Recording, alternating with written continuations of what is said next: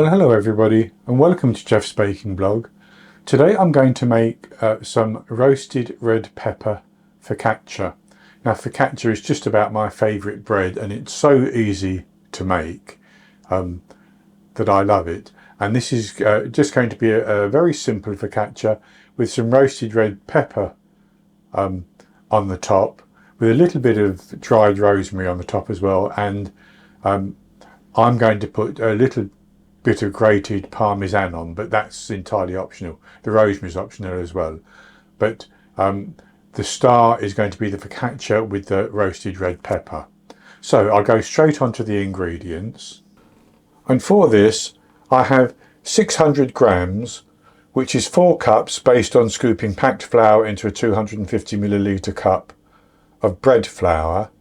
That's a strong white bread flour.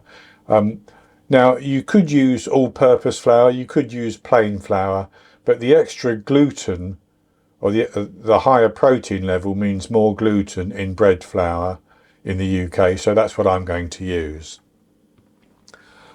I have 150 millilitres, which is half a cup plus 2 tablespoons of milk, 290 millilitres, 1 cup minus 2 teaspoons of water. I have 65 millilitres, a quarter of a cup plus 1 teaspoon of olive oil, 15 grams, 2.5 teaspoons of salt, 7 grams, 2.25 teaspoons or 1 packet of instant yeast, 6 grams, 1.5 teaspoons of garlic powder. You could use some minced garlic if you wanted to, but I'm using garlic powder. It distributes more easily into the flour. And 2 grams, 1 teaspoon of dried rosemary. I have 120 grams, which is about just over 4.5 ounces or 4.25 ounces of roasted red peppers, which were in olive oil, and I've patted them dry and cut those into small pieces. But you can use however much you want, basically. I have some parmesan, which I'm going to grate on the top, and some more olive oil. That's to grease my pan and to drizzle over the top of the focaccia before it goes into the oven. So that's all the ingredients. And with that, we need to go on to make our dough.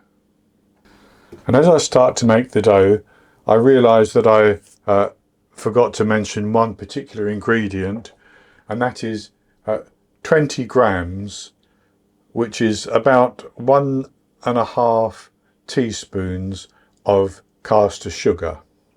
So I'm going to put that into the bowl of my stand mixer, and you can use any type of stand mixer you want, and you can do it all by hand if you want. It's just that using a stand mixer makes it so much easier, because this is going to be a tacky dough basically. So with the sugar in, I'm going to add in my water, which is at room temperature, and my milk, which is also at room temperature. And then I'm going to put my yeast and my garlic powder, along with the 65 millilitres of olive oil, and I'm simply going to give those a little mix around to get those mixed together a little bit.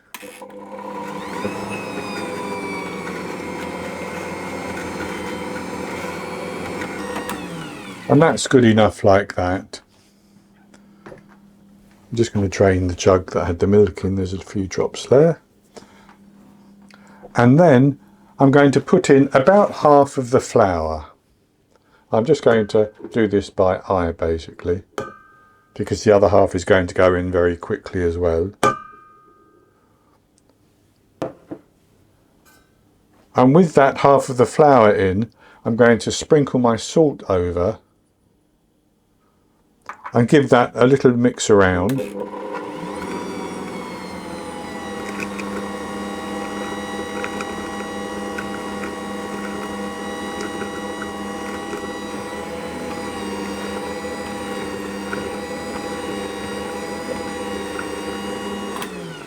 And that's good enough. And then I'm going to add the remaining flour, and I'm going to mix that until it comes together into a shaggy dough, and then I'm going to knead it.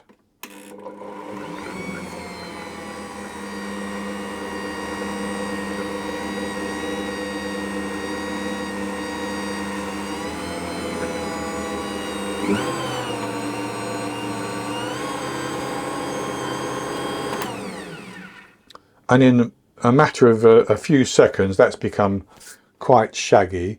So I'm now going to knead that for between 15 and 20 minutes. So I want it will still be tacky, but it will be very stretchy at that time. And depending on what type of mixer you use, it can vary the amount of time you need. This mixer has the effect of kneading by hand. The roller will squeeze the dough as if you're kneading by hand, and hand kneading takes more time obviously than some stand mixers. So I'll knead this for 15 to 20 minutes and I'll show you what it looks like.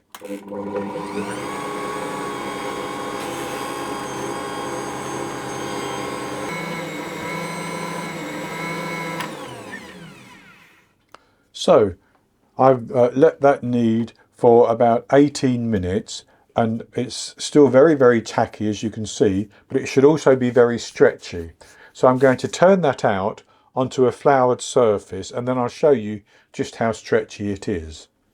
So my dough is tipped out, and I've just put a little bit of flour on my hands, and I'm going to pick it up and stretch it, and you can see just how stretchy that dough is. Very, very stretchy.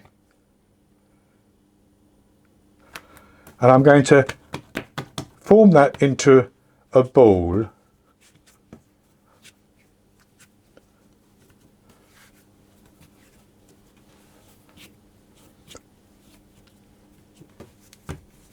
Like that.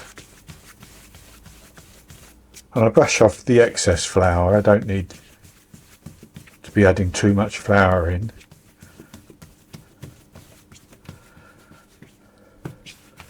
And with that formed into a ball, I'm going to put that, first of all, top side down, and then turn it over, like that, in a greased bowl. And I'm going to cover that and leave it until it has at least doubled in size. And that's going to take, in my kitchen, a good couple of hours, I would think. But it depends on how warm your kitchen is. But once it's doubled in size, I will come back and go on to the next stage, which is to put the dough into a pan. And I'm going to use a 42 centimetre by 13 centimetre pan for mine. And that works out at about 16.5 inches, or 16 inches by 12 inches. Now, if you don't have a pan like that, you could use two smaller pans, and 2 pans of this size, which is about 8 inches by 12 inches on the base. That would be good. You could even, I think, use 3 8-inch square cake tins, and you could make 3 smaller versions, or 2 smaller versions, or 1 large version like I'm going to do. And you can even, if you want to, simply have them free form on baking trays, whatever size you want. But anyway, I'll leave this to proof for a couple of hours, and once it's doubled in size, I'll come back and we'll go on to the next step. It's been a couple of hours and my dough has doubled in size, or more than doubled in size probably. So what I'm going to do is I'm going to take some oil and drizzle it onto my pan, and then I'm going to brush that all over and up the sides as well. And this is olive oil that I'm using because it's a nice Italian bread recipe. And then I'm going to tip my dough out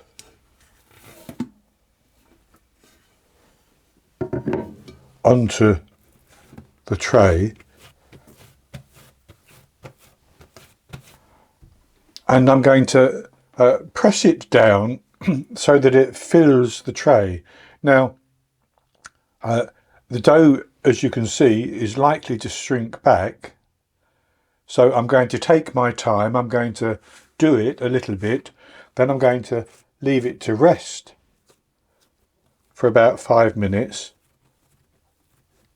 and then do it again, and I'll keep doing that until it completely covers the pan, maybe just the corners not quite filled in.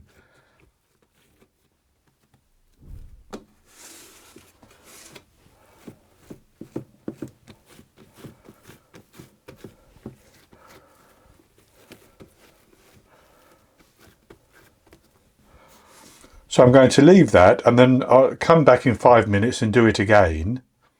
And after 5 minutes or so, I've spread that out a little bit more, and it's not up to the corners, but that's good enough because it's going to make a nice size, and as I leave it to rest again, it's going to spread out a little bit, so that's going to almost fill those corners anyway by the time it bakes. So what I'm going to do is I'm going to cover that with some plastic wrap which I have greased so that it doesn't stick, and I'm going to leave that to rest for another hour at least, until it's nice and puffy. And at that stage I will have my oven preheated to 180 degrees Celsius, 160 Celsius with a fan, 350 Fahrenheit, and I'll come back and we'll finish off the top by making some dimples in the dough, putting some olive oil on and putting our red peppers on. So I'll be back with you in about an hour or so when my oven's preheated, ready for baking. My dough has now been resting in the pan, and it has spread just a little bit more, and it's going to rise up and spread more as it bakes.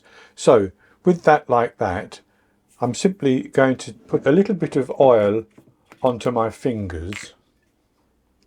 I'll do it over the dough because if I spill any, it goes onto the dough, and we're going to put some oil on there anyway. And then I'm going to take my fingers and press them into the dough, just making some dimples like that.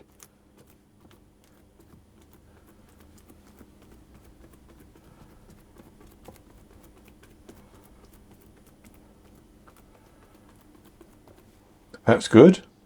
And then I'm going to drizzle some oil over the top, just a tablespoon or so, like that. And I'm going to just now wipe my fingers because I want to try to sprinkle my rosemary over.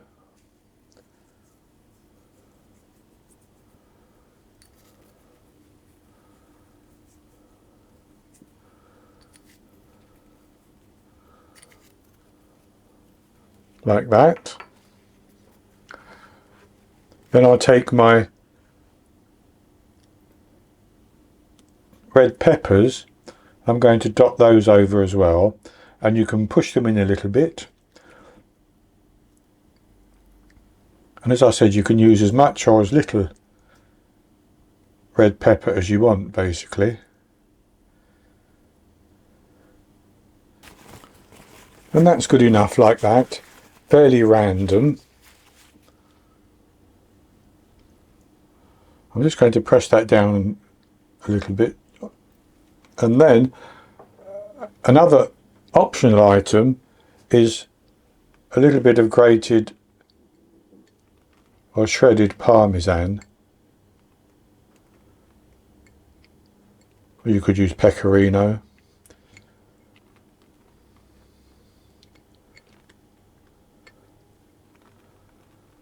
Again, how much you use is up to you. I've just grated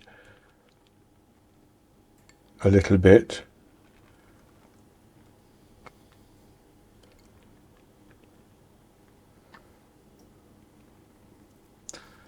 And that's everything.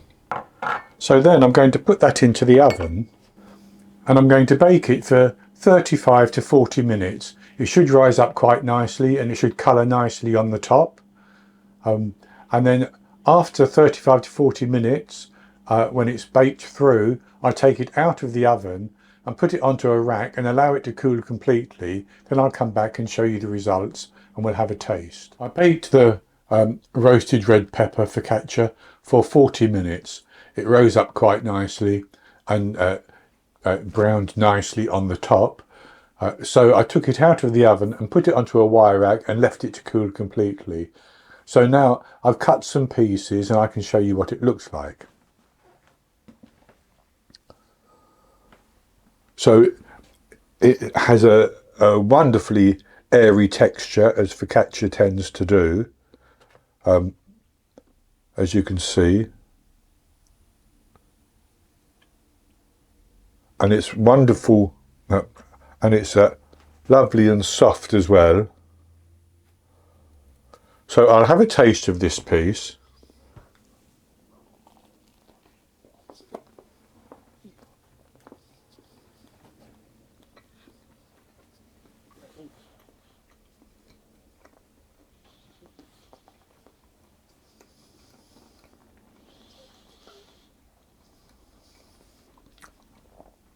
That's very, very good.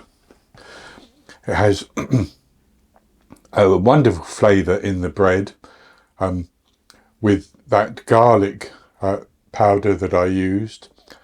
You get a slight umami hit from that cheese and a sweetness and juiciness from the red pepper, as well as just a little bit of that rosemary. So it's a very good focaccia, and you can use it for a number of things. I cut it into strips as I just showed you, and that's often how people eat it, but I actually like to leave it in slightly larger pieces and then cut it horizontally and use it for making sandwiches as well. The large piece is going round to my niece now. She'll have that with her dinner. She usually has some pasta with a sauce on Fridays, so she'll have this and she can dip the focaccia into the sauce as well. So that's going to be it for this recipe. I hope you've enjoyed it, and if you have, please give me the thumbs up below and click to subscribe to my YouTube channel. In the top right hand corner of the screen there'll be an eye that you can click on, and that will take you to a link for the recipe, and I'll put a link below the video as well, and I'll be back with another recipe in the very near future. So until then, happy baking.